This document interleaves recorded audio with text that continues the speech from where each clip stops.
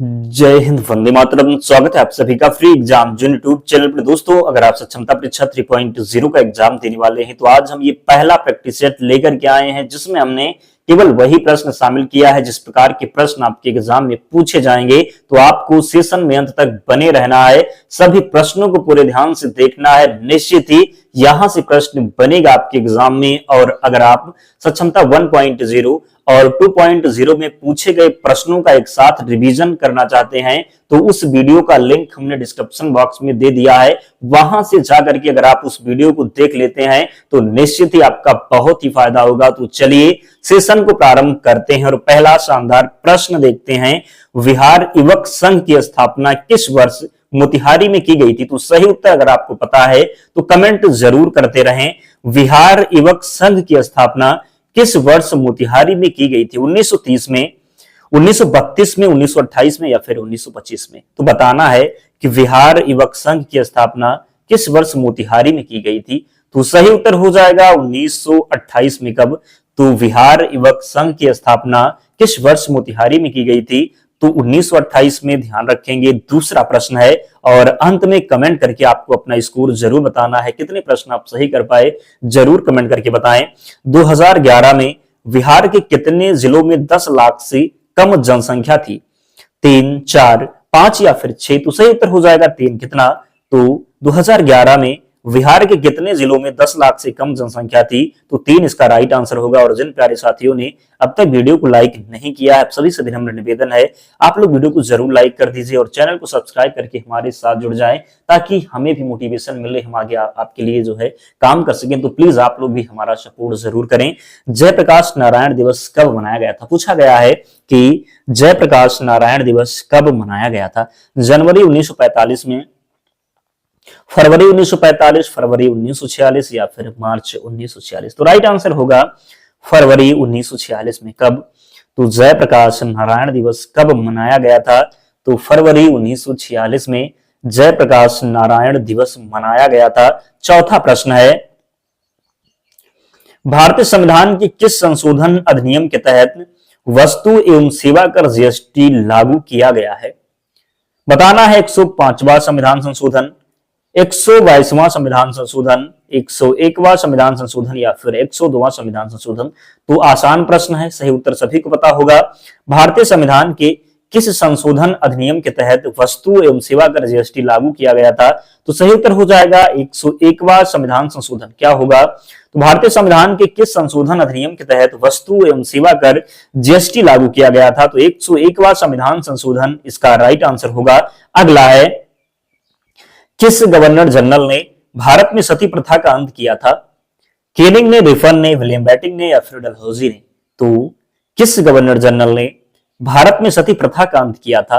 तो सही उत्तर होगा विलियम बेंटिंक के द्वारा। किसके द्वारा? तो राजा राम मोहन राय के प्रयासों से। किसके द्वारा? तो विलियम बेंटिंक के द्वारा। ध्यान रखेंगे। और इसकी पीडीएफ हम आपको टेलीग्राम चैनल पर प्रोवाइड करवा देंगे, तो वहां से जुड़ना ना भूले, लिंक डिस्क्रिप्शन बॉक्स में है। निम्नलिखित में से किसे विश्व का चीनी का कटोरा कहा जाता है? हवाई द्वीप समूह, क्यूबा, भारत या फिर दक्षिण अफ्रीका? तो बताना है कि निम्नलिखित में से किसे विश्व का चीनी का कटोरा कहा जाता है। सही उत्तर कमेंट करते रहें। सही उत्तर होगा क्यूबा। किसे?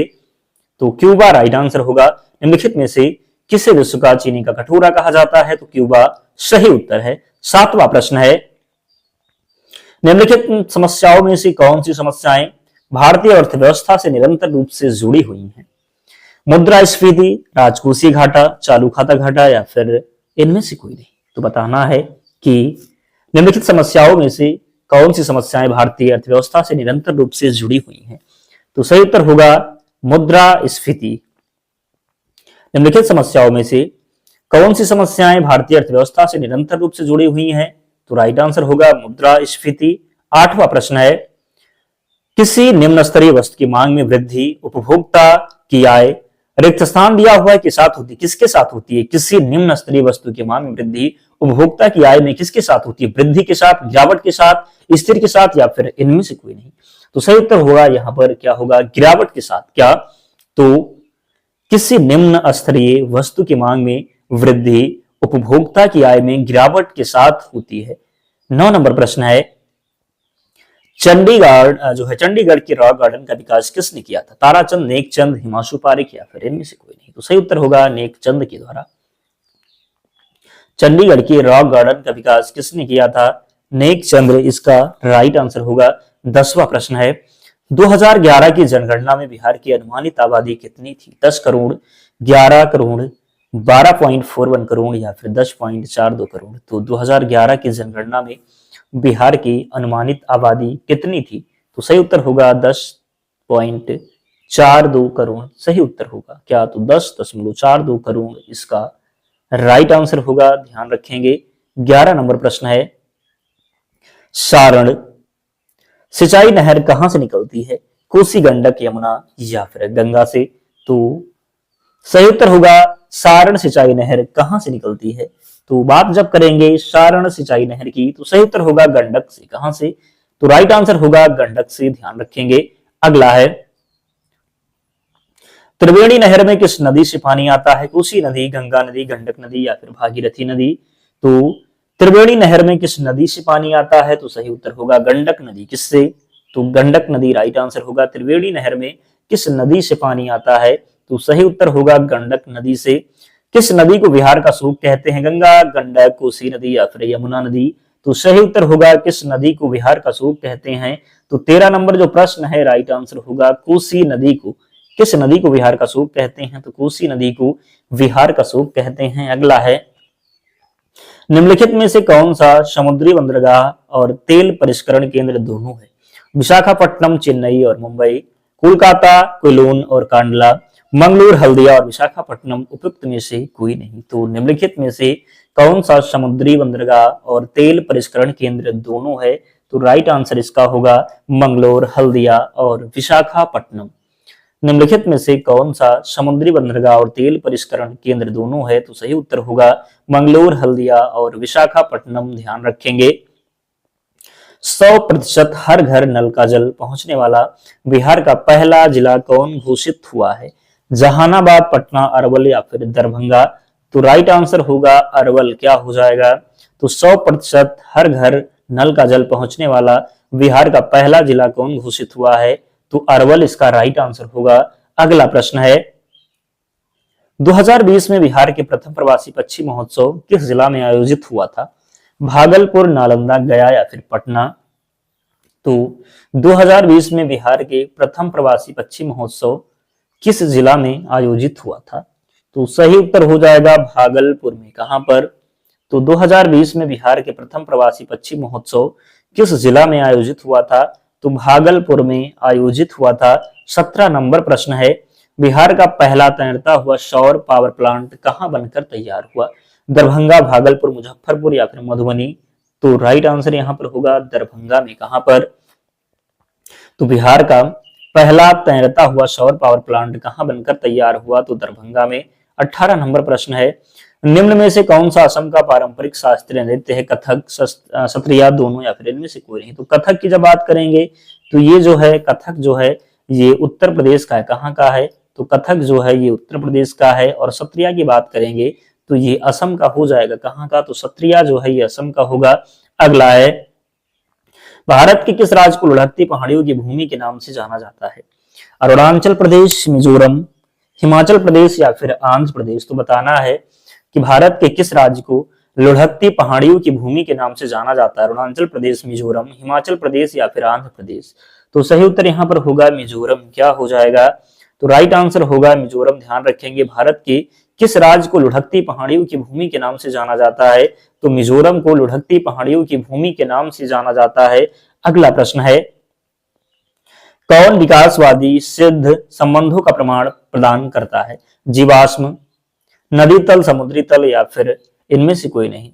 तो राइट आंसर यहां पर होगा जीवाश्म। क्या होगा? तो सही उत्तर होगा जीवाश्म। ध्यान रखेंगे। 21 नंबर प्रश्न है, किसी निर्दिष्ट दिशा में किसी वस्तु की गति को क्या कहा जाता है? गति, विस्थापन, वेग या फिर त्वरण। तो आसान प्रश्न है।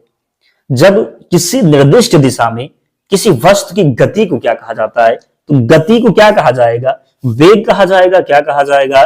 तो किसी निर्दिष्ट दिशा में किसी वस्तु की गति को क्या कहा जाता है? तो वेग कहा जाता है। अगला है, किसी तरंग का विचलन कोण सबसे कम होता है? लाल, वैगनी, हरा या फिर नीला। तो किस तरंग का जो विचलन कोण है सबसे कम होता है? तो बताना है। राइट आंसर होगा लाल रंग का। किसका? तो लाल रंग का जो विचलन कोण है ये सबसे कम होता है, ध्यान रखेंगे। 23 नंबर प्रश्न है, बिहार के किस जिले में गंगा नदी सबसे लंबी बहती है? बिहार के किस जिले में गंगा नदी जो है सबसे लंबी बहती है? समस्तीपुर में, दरभंगा, गया या फिर पटना। तो राइट आंसर होगा पटना में। कहां पर? तो बिहार के किस जिले में गंगा नदी सबसे लंबी बहती है? तो पटना में जो है सबसे लंबी बहती है। 24 नंबर प्रश्न है, बिहार के किस जिले में सबसे अधिक नहर सिंचित क्षेत्र है? रोहतास, सासाराम, कटिहार या फिर राजगीर। तो बिहार के किस जिले में सबसे अधिक नहर जो है सिंचित क्षेत्र है? रोहतास, सासाराम, कटिहार या फिर राजगीर। तो राइट आंसर यहां पर हो जाएगा रोहतास। क्या होगा? तो बिहार के किस जिले में सबसे अधिक नहर जो है सिंचित क्षेत्र है? तो रोहतास हो जाएगा। 25 नंबर प्रश्न है, बिहार का कौन सी जिला 5 पहाड़ियों से घिरा है? रोहतास, पटना, समस्तीपुर या फिर राजगीर। तो बताना है कि बिहार का कौन सा जिला 5 पहाड़ियों से घिरा है? तो सही उत्तर हो जाएगा राजगीर। क्या होगा? तो बिहार का कौन सा जिला 5 पहाड़ियों से घिरा है? सही उत्तर हो जाएगा राजगीर। राइट आंसर होगा बिहार का कौन सा जिला 5 पहाड़ियों से घिरा है? तो राजगीर इसका राइट आंसर होगा। 26 नंबर प्रश्न है, बिहार का प्रथम रामसर क्षेत्र कहां स्थित है? समस्तीपुर, छपरा, सोनपुर या फिर बेगूसराय। तो बिहार का प्रथम रामसर क्षेत्र कहां स्थित है? समस्तीपुर, छपरा, सोनपुर या फिर बेगूसराय। तो बताना है कि बिहार का प्रथम रामसर क्षेत्र कहां स्थित है? राइट आंसर होगा बेगूसराय। बिहार का प्रथम रामसर क्षेत्र कहां स्थित है? बेगूसराय में स्थित है, ध्यान रखेंगे। 27 नंबर प्रश्न है, विश्व का सबसे ऊंचा कहा जाने वाला विश्व शांति स्तूप बिहार में कहां स्थित है? रोहतास, भागलपुर, मुजफ्फरपुर या फिर राजगीर। तो विश्व का सबसे ऊंचा कहा जाने वाला विश्व शांति स्तूप जो है ये राजगीर में स्थित है। कहां पर? तो राजगीर में। अगला है, निम्नलिखित में से कौन उभयचर नहीं है? मगरमच्छ, दादुर, हायला या फिर इनमें से कोई नहीं। तो बताना है कि निम्नलिखित में से कौन उभयचर नहीं है? तो मगरमच्छ इसका राइट आंसर होगा। क्या होगा? तो मगरमच्छ जो है सही उत्तर हो जाएगा।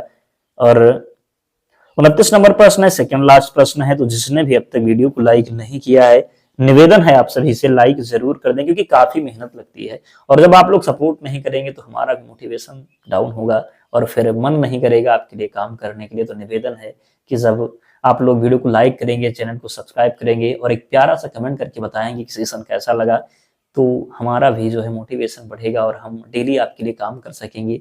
तो निवेदन है लाइक जरूर कीजिए और चैनल को जरूर सब्सक्राइब कर ले। इसकी पीडीएफ आपको टेलीग्राम चैनल पर दे ही रहे हैं, तो वहां से रिवीजन कर लेना। बेकिंग सोडा में निम्न में से किस अम्ल का प्रयोग किया जाता है? टार्टिक अम्ल, मैलिक अम्ल, हाइड्रोक्लोरिक अम्ल या फिर इनमें से कोई नहीं। तो बेकिंग सोडा में निम्न में से किस अम्ल का जो है प्रयोग किया जाता है? तो 29 नंबर जो प्रश्न है राइट आंसर होगा टार्टरिक अम्ल का। किसका? तो राइट आंसर होगा टार्टरिक अम्ल का। 30 नंबर प्रश्न है, निम्नलिखित में से किसी एक को अंतःस्रावी ग्रंथि नहीं कहा जा सकता है?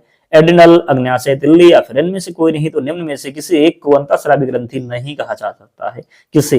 तो राइट आंसर होगा तिल्ली को। किसे? तो सही उत्तर हो जाएगा तिल्ली को, ध्यान रखेंगे।